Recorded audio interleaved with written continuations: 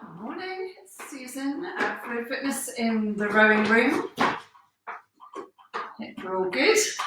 And we are, I think I've been delayed a couple of seconds. Okay, morning again, in case you didn't hear it the first time, this is Susan of Fluid Fitness in the rowing room. I hope you're well. Today we are going to shift our focus to the glutes. So our bum muscles, big group of muscles that are really important in the rowing stroke. They're a powerful group and help the continued power of the stroke from the catch to the finish. So the body angle that we've been concentrating on, the glutes help to open that up and to give us a nice, strong and supported finish as well. So not only do they bring some power, but they bring some support, which we need at the finish for that strong, stable finish position. So we'll go through the warm-up, this time focusing on glutes, and always focusing on body angle. Without the body angle being correct, then it's hard for us to use any of our other muscles in the correct way. So sitting on our sit bones, and I really mean that today, so not letting the hips come under, or perching somehow on the edge of your seat, sitting square on the seat on those sit bones, handle at the lower ribs, and then lean back. And we're going to start with arms only. And even with the arms only, you can have that little squeeze of the glutes. So actually, even before we start, you can practice that. You may feel really silly doing this, but check that you can squeeze those glutes. You can see, literally, I look at myself getting a bit of extra height while I do that. That might be exaggerating it slightly, but you want them to be activated. So sitting back, and even with the arms only, we're going to be squeezing the glutes a little bit, feeling that connection there. And so the squeezing will help remind us not to start sinking down. It's very hard to squeeze the glutes when our hips are under us.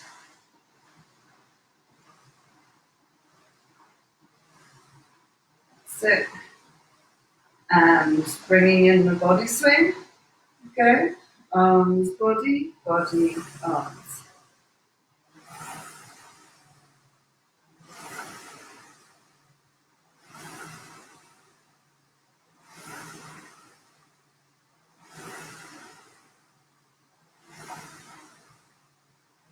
Okay, so in order to feel those glutes working, so this is really where they come in handy, is opening up that body angle. So opening up, I mean, is that swinging back section, and it's more effective, it's easy to do when you've got something to push off. And that's where we talk about 3 points of contact with rowing. This is maybe more important in a boat, but it's going to do no harm to think about it on an ergo as well. 3 points of contact: feet, seat, handle. So we've got our relaxed grip on the handle. So our feet are strapped in, ideally with that strap across the bottom of the big toe. Feel free to experiment with it, but generally that's the best place to put it in terms of being able to move the heels up and being able to get a feel of the foot against the foot plate. And then obviously the seat, where we've just spoken about. So we want to make sure our arms are long, fingers hooked around the handles so that we've got a nice straight lever here with the fingers. Nothing's tense. If it's tense, it's more likely to bend and break, but to not be as smooth when we apply power. And then the other point is the feet. So if you were to think about holding onto a wall with your, so hanging off a wall, and you want to get over the top. I don't know, actually I had to do it yesterday, go retrieve something from a neighbour's garden. It's going to be much easier to get up and over if you push your feet against it and then push against to get yourself up. So the same as with the rowing stroke. As you push back, You're going to be pushing off the feet. That connection can be easy to lose as we open up the body. The feet can come way off, and then we've got less contact, and it's easy to lose control, and we end up flying back to beyond that safe 11 o'clock position, losing all connection, and ending up dumping down amongst various other things that can happen. So I will talk more about feet connection as we go, but today, as we're thinking about squeezing the glutes, I want you to think about pressing the toes. So you've got that connection, there's more to push against in order to support that glute squeeze as we open the hips and come into the finish. Okay, so I don't think there's a particularly short way to describe that. We will do more and more of that as we go along. If you've got questions about glute activation and connection, let me know. Okay, so back, we'll quickly go through it again. So arms only, so pressing those toes, little squeeze of the glutes, really thinking about where they are, trying to get consistent with that squeeze, and bringing in the body swing. Go. So you're going to feel that push of the feet, especially the balls of the feet against the foot plate now, and build that squeeze. That's it. Nothing else needs to tense up. We've got a firm core, keeping that posture controlled and tall. So we've got our arms are long levers, legs and back, everything levering away in the best way. We're going to gradually build the slide up today. Sometimes we go straight to half slide. But we're going to see where we build this glute activation from. So quarter slide, next stroke, go. That's it. So again, still feeling for that glute squeeze. Straight away, as soon as we change direction.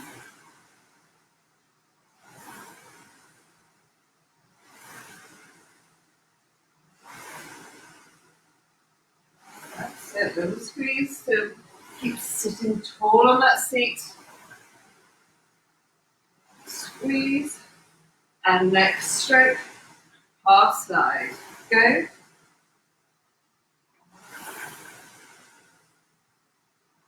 Press off the balls of the feet, squeeze the glutes.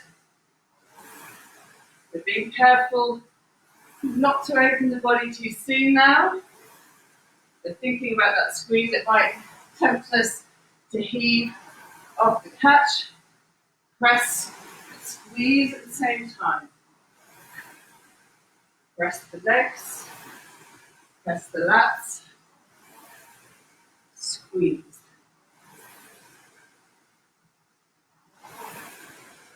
Okay, and next stroke, coming up to 3/4 slide.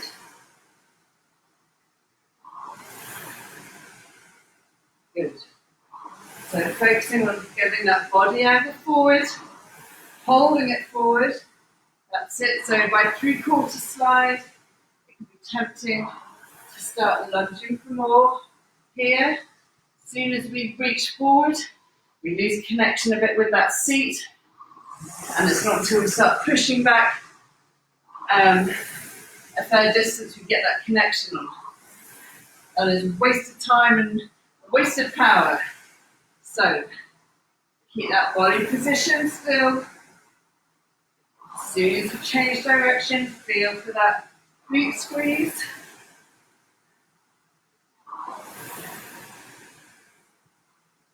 So very subtle, it's even not so much a squeeze as just an activation.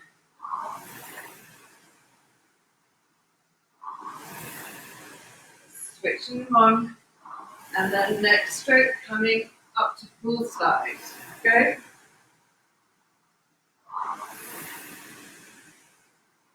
And at this point in the catch, you're almost going to feel it more in the tops of the hamstrings than in the glutes. As you press back, that feeling is going to move gradually into the glutes and get a bigger and bigger squeeze. We're building that leg power. And then as we're building, the glutes are getting ready to receive the baton passed by the quads. Keep that smooth continuation of power.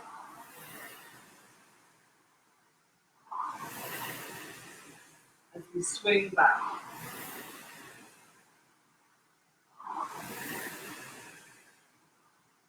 Press. That's it. Press the feet. Keep pressing. Feel that acceleration build by using the glutes. Okay, easy breath.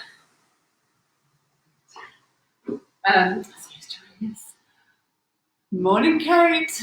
Morning, Gail. Oh, you can pretend. Yes, I know not everyone's got a rowing machine right now. But here are some gems for when you have one, maybe. And the class is coming up. We'll do some bodyweight exercises that are good to do anyway, but also help complement the rowing stroke. Thanks for joining us. Okay, so that's a very brief intro to glutes. It can sometimes we feel we are using our glutes when we're not. And a good way to test that is to do some bodyweight exercises. And I will come back to that and do a specific session on that. But even if you're not sure, the more you keep searching for them, the same with those lats that we've been doing lately, not a muscle group that we have to engage. We can get away with not using our lats. We can get away with not using our glutes. But like I said, really important. Using them helps keep the stroke safe, supports that finish, and adds extra power. So let's reset the menu. And we're going to start off, as ever, with anything technical, low rate and low pressure.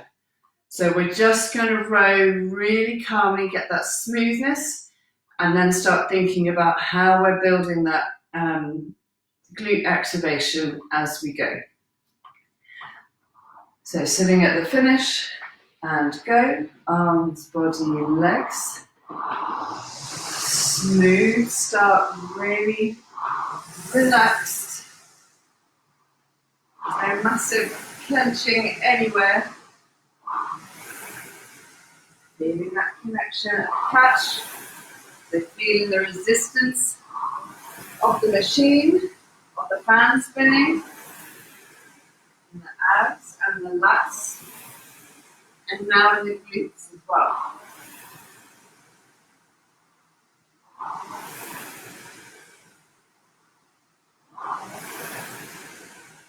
Rotating nice and easy.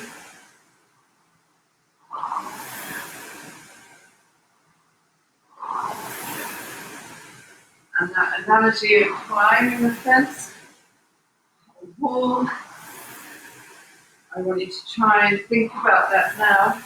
As instead of pushing away and up, we're pushing away. It's hard to get a direct comparison.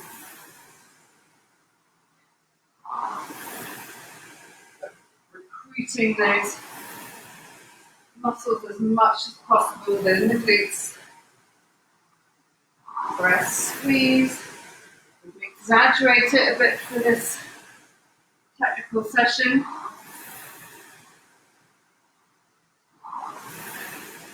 Still keeping it at 18. We'll do another 25 seconds and increase the intensity.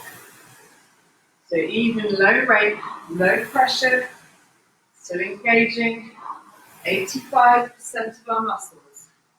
Squeeze. Feel how that squeeze builds as you swing the body back. Okay, next stroke, pushing a bit harder. Go. Don't rush the stroke though, still keep pressing. Legs to body to arms.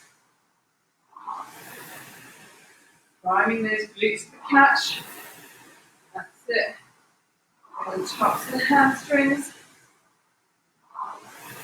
And then really squeeze those glutes, so open the hips, swing it back. That's it, and then finish nice and smoothly with the arms.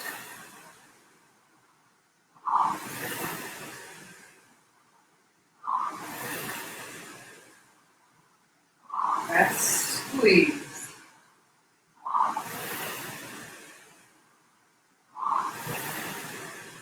That's it. That should be fully squeezed before the arms finish. So try not to add it in as an afterthought. Glute squeeze, that is.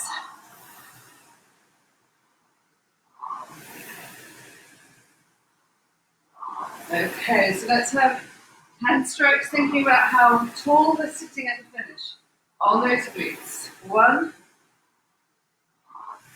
2,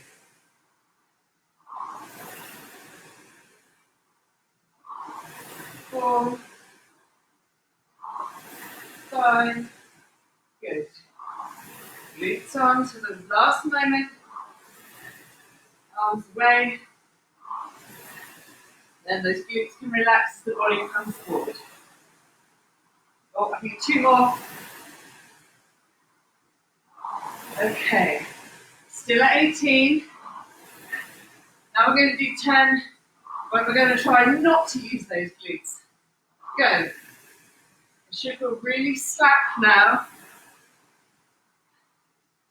And we're not using a power curve at the moment, but we will do. And if we were to do the same, you'd see that shape just drop off. Legs press, and then you'll see that power drop off. The legs run out of runway, and then if the glutes are ready, there's nothing to pass that power onto, and the power just dies away. So no glutes. Still getting some acceleration from the catch, and then just dying away. Okay, so let's do another 10. Back on the glutes, sitting up at the finish. Go. Sitting on top of those glutes, pressing the toes.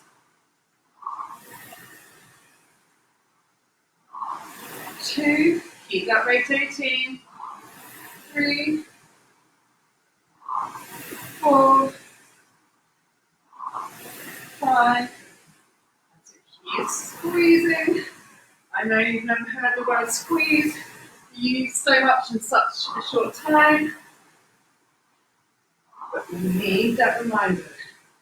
Too easy to let them drop off. Okay, easy there. Bring a drink, have a drink if you need one. Here we go. Okay. Right, we will stop there. That is a very gradual introduction to glutes, glute activation. On, what's the next one? Thursday morning, it's on my schedule on my Facebook page. We will do some glute bodyweight exercises to help that activation. So seeing as we've been working on that, we've got a couple of minutes, we'll do a couple of glute stretches. So sitting up, well, actually first of all we'll do hamstrings, because we all need to do more hamstrings generally. Sitting up and reaching forwards if you can, just to the point you just feel the hamstrings, tell you that they're there, and relax. You can rest your hands on your shins, let those quads relax. Nice deep breaths. That's it, and just settle into that stretch there. Okay, and relax, and glute stretch. So I'll show you 2 different ones today. So one is bringing your knee to opposite shoulder, and give it a big hug. You can bring your other leg towards you for more compression, for more of a stretch. Depends how flexible you are, or how long you've been rowing for. The longer you row, the more you might appreciate this one. And you may find even that if you shift your weight a little bit, you'll get even more of a stretch. I certainly find that as I get older, my stretches need to be a bit more considered. Again, nice deep breaths while you're stretching. Keep that compression and change legs. So big squeeze.